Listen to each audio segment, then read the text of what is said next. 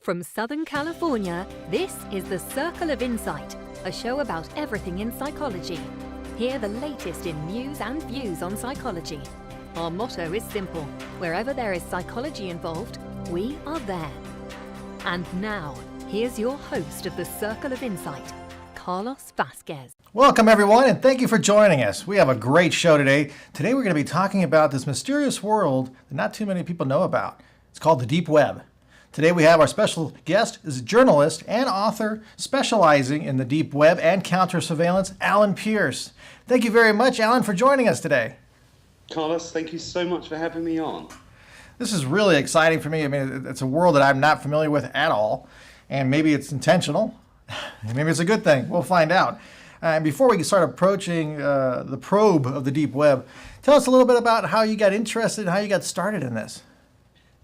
Okay, I had a chance meeting with an anti-terrorist officer, and he was mentioning that there's things they can't see on the deep web, on the internet. And so I thought that got me very interested, and I'm always into the subject of protection of journalists. So I, in a form, reverse engineered this and found out different ways that journalists can communicate and operate online without actually being intercepted and monitored. And that's how it came about. And then over the last 3 or 4 years, I've been doing nothing but this and looking at different ways for people to actually be safe online. And it's not just journalists. Actually, it's lessons that all of us can learn. Yeah, that's what I'm excited about to hear too, because you have some really interesting ideas about how journalists can use it and be in a safer environment, even though they're dwelling among bad guys. And right now, I know you have a book out, so we'll mention it again. We'll mention it early, and then we'll mention it again at the end of the show. It's called Deep Web for Journalists. So definitely get that book if you get a chance. So let's go ahead and start. What is the deep web? Yeah, this is where it gets really boring, because the deep web is actually the hidden part of the internet. And it's hidden for so many reasons. Possibly the best way of defining the deep web is to say that Google and the other search engines, they can only see so much. What they can't see is deep web. An example might be they know of the existence of a database or an archive, but they can't see inside that database or archive. Therefore, that material is deep web. Where it gets really interesting is that hidden within the deep web, which is basically all the data that we're all sending. If you've got a refrigerator, an icebox connected to the internet, right? Technically, that's deep web. So there's so much out there that people can hide amongst all this material. And within this deep web are an unknown number of hidden networks. And this is where it gets interesting. This is where there's black markets, there's all sorts of things. If you wanted to hire a hitman or buy drugs or whatever online, you can do it this way. It's also being used by all sorts of other people. Perhaps we come to who these people are. So so you're saying search engines can't really find anything in the deep web? No, they don't look. They're in the business of looking for the most popular results. If you look at what Google, who's questioned Google this week, what are the most popular questions? It's all sports, it's all celebrities, it's stuff that's on TV, it's things like that. They're skimming the surface and they're offering up the most popular results. Way beneath that, there's so much more material out there that they don't get asked for on a daily basis. So basically, they don't bother to look. They index the websites that they know people are interested in. That's fascinating. So I guess the question now is, how do you find anything in the deep web? Okay, well, actually, anyone can access the deep web who's got an internet connection. I go back to the idea of a database or an archive.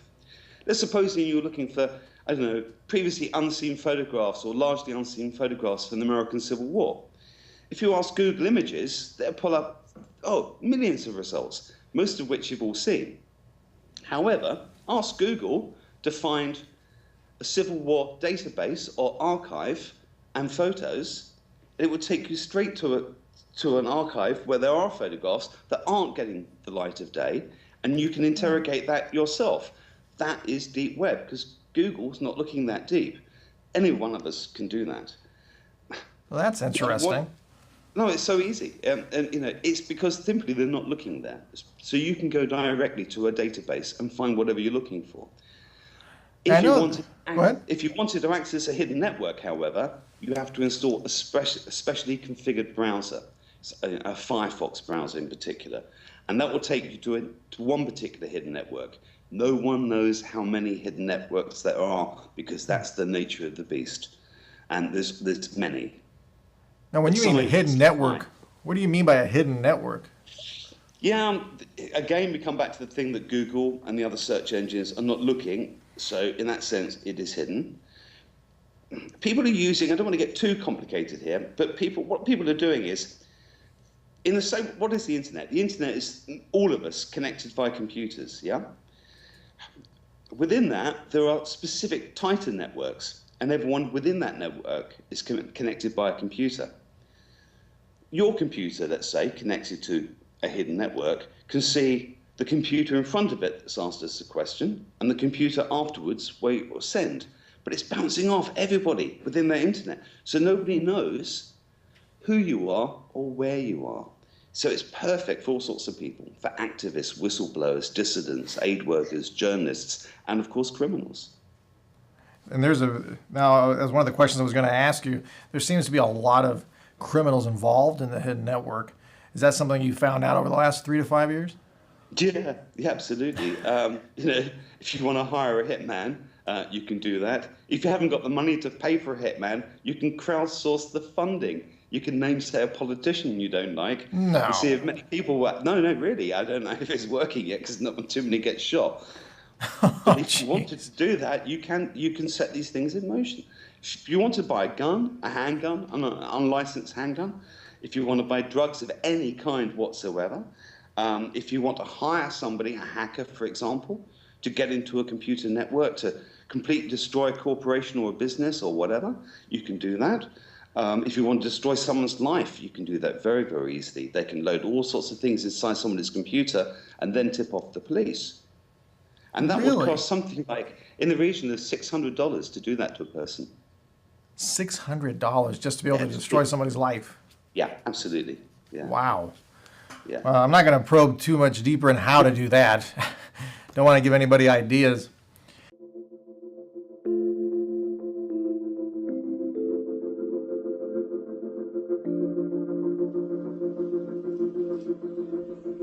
Hi, welcome to Adelante. This is Adelante Recovery, and my name is Yvette Kuglin, and I'm part of the staff. Adelante Recovery Center has helped people in dual diagnosis for 5 years. We accept most PPO insurances and provide luxury accommodations and 24-hour support. To speak with an admissions counselor, call 1-888-242-4450. A lot of time we don't even know what's wrong with us, and sometimes we need to get away to figure that out. So if you want to go for a little retreat out in Corona Del Mar, which is a confidential location, we're here to help. So we're only a phone call away. Thank you. Is that something you would actually search in the deep web for, or would you have specific addresses that you would go to that you're connected to by word of mouth? Again, it's like the regular internet in that sense. You don't ever really stumble on things. One link may lead you to another site. There aren't any really effective search engines for the hidden networks of the deep web because that's their nature. But some people will compile lists of websites, and people also advertise. If you're selling drugs or you're selling your Hitman services, people will advertise that. And the most well-known one is the Hidden Wiki, for example. If you typed into Google Hidden Wiki and you had a suitably configured browser, you could go there, and it's like a starting point. And it would give you, I don't know, if you want to buy some stolen credit cards or anything you want, people there are advertising to do these things. And then from that, if we're talking of the nefarious area of the deep web, of these hidden networks, the criminal aspects, people are listing all sorts of services, and they're very, very easy to find. In the same way that the first day you ever entered the internet, the regular internet, years ago, whatever, it was a journey of exploration. It becomes so exactly the same with the hidden networks of the deep web. One thing will lead you to another, and you'll go to another bulletin board, or you'll go to another, listing site, and before you know it, you're finding all manner of strange things down there. That's really. What are some of the things that you've found so far that have stunned you? Obviously, the Hitman, I'm assuming, probably stunned you. But okay, I really won't go into detail. I'm a former war correspondent.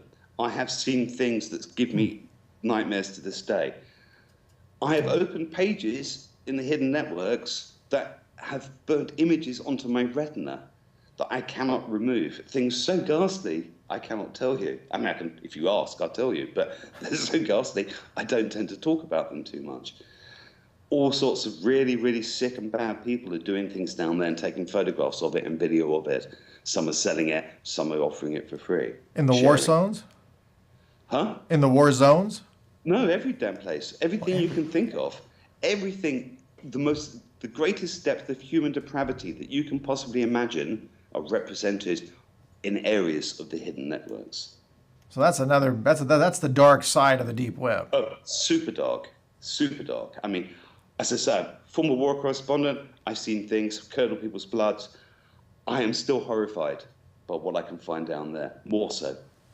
And just to touch it on a general level, we don't want to get into details, but are you talking about actual murders that are being done or torture? Yeah, tortures for sure. Okay. Murders I've not seen. I don't go seeking this stuff out. Sure. But it's very easy to... People will play miserable tricks on you as well. You'll get to a really useful bulletin board of some kind or another, and someone will say something, oh, click here for newbies and journalists, for example. And you do, and there's some shocking images just pop up. It's just to scare the hell out of you. So you've got to be very careful. And also, if you ever are, configuring a special browser, the Firefox Tor browser, for example, and you're going to go exploring, have someone sit beside you. Because, you may pull up things that are so ghastly, you don't want to be on your own for them, to be honest. Wow. Yeah. Then let me ask you this. That kind of leads me to another question. Does it leave a footprint? Do people know you've been there? As far as anybody can tell, absolutely no. So there's no tracing. I'm talking of, the one I'm talking of is the Tor Hidden Network, which stands for the onion router. Onion, like all the various skins of an onion, the different layers. It was originally started with funds from the US Navy to set up secure global communication for them and others within the administration. After time, it sort of grew to something else, and other people felt that they could use it. For example, if you're an aid worker working in a repressive regime and you want to communicate back to base, you can be using these hidden networks and their communications tools to do so in such a way that the local intelligence agencies, bad guys, all sorts of people, can't see what you're doing. So to this day, the US government provides a certain amount of funding to the Tor network for the free speech advocates, the human rights workers, and so on and so forth. Interesting. So it's a hidden network funded by the Navy. Yeah. But, it's an absolutely brilliant thing that they're doing. And the other people that also fund this. But like the regular internet is also being taken over by criminals. They will obviously use tools that allow them to be anonymous, and they do so. And there's no way to really find them. Really difficult. I like to say never, because one day they will be. I mean, just recently there was a great Interpol bust, and they took down the Silk Road, which is one of the biggest black marketplaces. But they did this through good old-fashioned police work. It wasn't done through any technical stuff. They put a mole in the system, and they got it that way. So there's always the human element that will break these things down. And what was that called? Silk? The Silk Road. Silk Road. Sometimes when people get caught doing these illegal activities on the internet, it's because they've done something really dumb. They've not actually, they suddenly use their own email, and that's how they get caught. If you pay attention and you're ultra cautious. This applies to criminals, this applies to dissidents in China, this applies to everybody. If you're careful, there should be no reason for anybody to intercept what you're doing, but you have to be careful. Well, that's fascinating. My last question on this segment, does the government or other governments use it for spy stuff? They're spying on the regular internet all the time.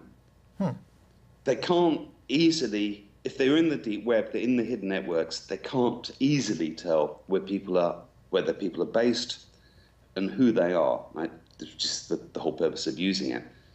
Are they monitoring everything on the internet? Yes, pretty much they are. It's not people doing it, it's algorithms. You know, data storage is so cheap these days.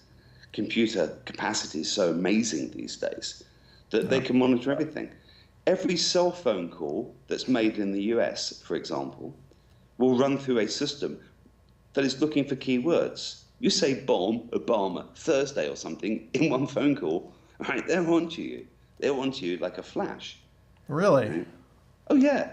I mean, you'll see this in movies, like in The Bourne Identity. I think it's shown in that, and that's so old hat. That's like over 10 years ago. Technology's moved on so much more since then. Yeah, they can do anything you can think of, pretty much. That's amazing. We're going to explore more of that in the next episode for sure. Thank you so much, Alan, again for joining us. For everybody out there, please, Deep Web for Journalists by Alan Pearce. That's Pearce. Definitely get that book if you want to learn more about the deep web and see what's going out there. We're going to learn now in the next episode a little bit more about the threat to the internet from the deep web. We're also going to learn, does the government really monitor us? And what are they up to? Thank you again, Alan, and thank you everyone for joining us. We'll see you all next time.